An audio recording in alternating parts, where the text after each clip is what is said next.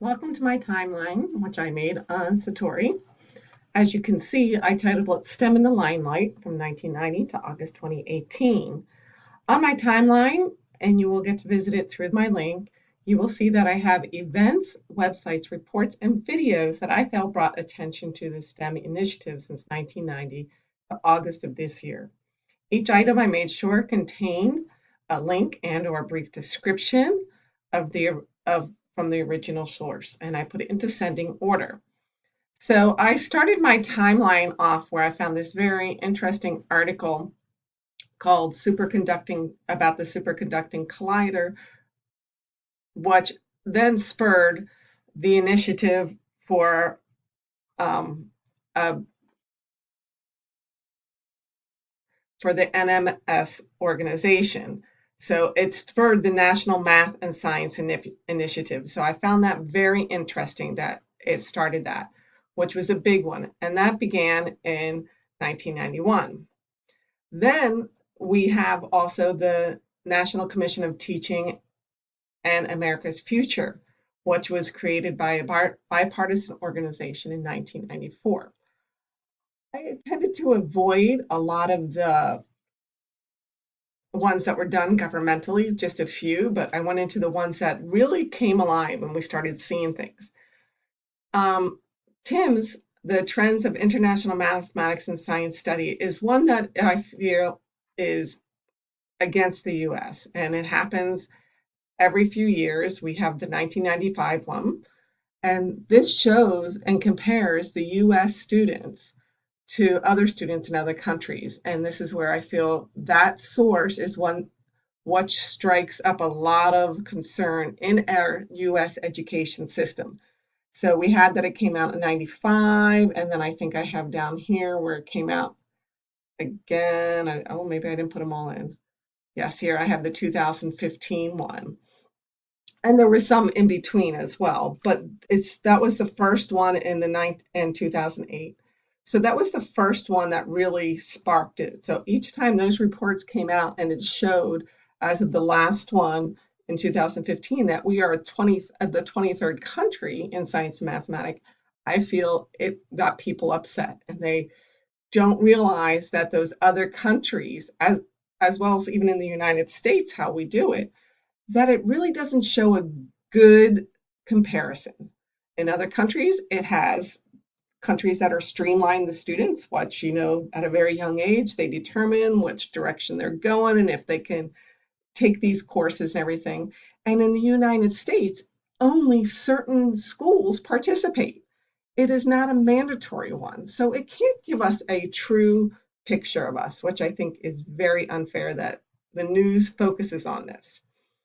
Then I went into Keeping America Competitive, which I found this paper to show, where people started discussing our STEM initiatives and the policymakers. And as you keep going through, you can see how the National Science and Math Initiative started, and they was born in 2007. And that sparked out of that whole big thing that started up here with the collider, the superconducting collider in Texas. And we have other studies that have come along, rising above and gathering in the world where we advance knowledge is widespread and low-cost labor is steadily available. It's all about getting us ready and how we're getting people ready for with 21st century skills. And the same goes for tapping America's potential. We then lead into I do have some reports that are from Congress, which is the Science, Technology, Engineering, STEM Background in Federal Policy and Legislation. The report provides background and context to understand these legislation developments. The report first presents data on the state of STEM in education in the United States, and it examines the federal role in promoting STEM.